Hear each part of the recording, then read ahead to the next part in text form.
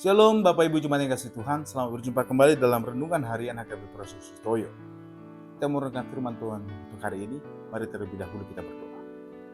Damai sejahtera Allah yang melampaui segala akal itulah yang memelihara hati dan pikiran saudara-saudara dalam Kristus Yesus Tuhan. Amin. Firman Tuhan bagi kita di hari ini dari Yohanes pasal 6 ayat yang ke-63. Demikian tertulis dalam Injil Yohanes.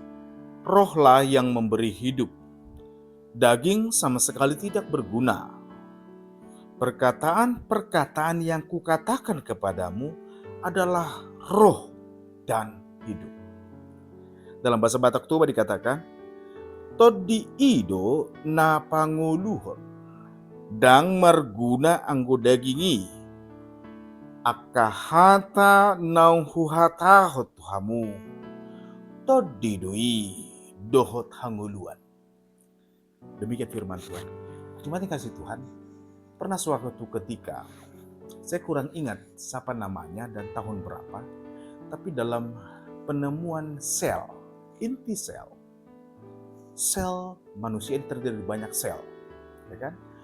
Dan ketika manusia tahu bahan-bahan dasar tentang yang membentuk sel, pernah suatu ketika manusia, beberapa ilmuwan mencoba membentuk sel. Benar, sel itu terbentuk dengan bantuan bahkan voltase yang tinggi. Tapi sel terbentuk tidak ada hidup di dalamnya.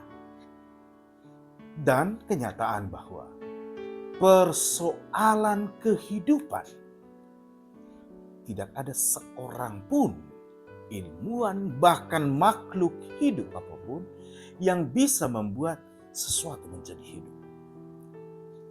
Mirip dengan barang yang ada atau sel itu tersendiri, sel yang membentuk tubuh ini. Tetapi kalau kehidupannya tidak ada yang bisa membentuk, tetap menjadi misteri. Dan firman Tuhan adalah jawabannya. Bapak Ibu yang dikasihi Tuhan, jemaat yang dikasihi Tuhan, suatu ketika Tuhan Yesus dicobai oleh setan, oleh iblis, ketika dia berpuasa 40 hari di padang gurun. Dia merasa lapar dan ketika lapar datanglah godaan yang menggoda dia. Jadikanlah batu ini menjadi roti. Tapi jawaban Kristus jelas. Manusia hidup bukan dari roti saja, tetapi dari firman yang keluar dari mulut. Bapak Ibu jemaat yang dikasihi Tuhan, di sini letaknya. Hidup ini ternyata bukan soal keberlangsungannya, atau apa yang membuat hidup ini menjadi enak, nyaman. Tapi ada hal yang penting. Apa yang membuat kita hidup? Sehingga makna hidup ini bukan soal apa yang kita capai, apa yang saya rasakan atau Bapak Ibu rasakan, atau apa yang kita raih dalam kehidupan. Tetapi lebih dari situ. Pencipta kehidupan ini, sumber hidup, jelas adalah Allah itu sendiri. Nah, ketika Tuhan Yesus mengatakan dalam Yohanes 6 ayat 63, rohlah yang memberi hidup, daging sama sekali tidak berguna. Perkataan-perkataan yang kukatakan kepadamu adalah roh dan hidup. Adalah bagian di mana ketika Yesus memberitakan hal yang sangat penting mengenai hidup, yaitu mengenai roti kehidupan. Tetapi begitu mendengar itu, semua orang yang banyak orang mendengar Yesus, yang selama ini suka dengan perkataan dan ajaran Tuhan Yesus, memilih mundur. Karena apa? Karena perkataan Tuhan Yesus ini sangat keras. Kalau Yesus adalah roti kehidupan, nenek moyang kami makan mana yang roti dari Tuhan itu sendiri. Loh, Yesus mengumpamakan diri sebagai sumber hidup. Dan banyak yang mundur. Kenapa? Ketika memilih mengikuti Yesus maunya enak-enak aja, tapi ada satu kenyataan. Mengikuti Yesus adalah memilih untuk hidup dalam Tuhan.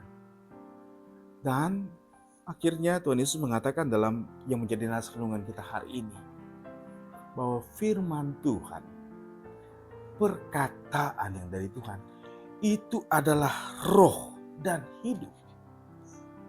Amang Indang, saudaraku, betapa beruntungnya Anda dan saya.